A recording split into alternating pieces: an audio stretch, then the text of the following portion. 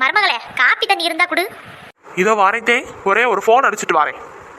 சரிம்மா, சரி பேசிட்டு வா. சின்ன பொண்ணு, என்ன சின்ன பொண்ணு, உன் தோழி வந்திருக்கா, இப்படி திரும்புற? ஏன் சின்ன பொண்ணு கோவமா இருக்க? பின்ன என்ன தேய், அவங்க மாமியார் இறந்து போச்சு, அந்த கிளவி செத்து போச்சுன்னு ஒரு வார்த்தை சொன்னா என்ன? எனக்கு விவரமே தெரியல. அவங்க வீட்டுக்காரங்கிட்ட அவங்க அம்மாவை பற்றி கேட்கலன்னா நல்லா இருக்குமா? சின்ன பிள்ளையிலேருந்து எனக்கு தெரியும். நான் கேட்கலன்னா தப்பாக நினைக்க மாட்டாங்க. கோச்சுக்காத சின்ன பொண்ணு, நானே மாமியார் இறந்த துக்கத்துல இருந்து இன்னும் மீண்டு வரல. நல்லா உருட்டுக்கா. சரி விடுமா, தெரிஞ்சா கேட்க போறோம், தெரியலன்னா ஒரு வருத்தம் தான். சரி விடு. அப்படி இல்லை தேய், இவங்க வீட்டுக்காரையும் ஜோரையும் தின்றுவோன்றதுக்காகவே பேசாமல் இருந்திருப்பாங்க. ஏன் குதிரைமுடி, உங்க மாமியார் செத்ததுக்கு எனக்கு சொல்லல. நாளைக்கு ஏன் மாமியாக்காரி செத்து போட்டோம், அப்போ உங்களை வச்சுக்கிறேன்.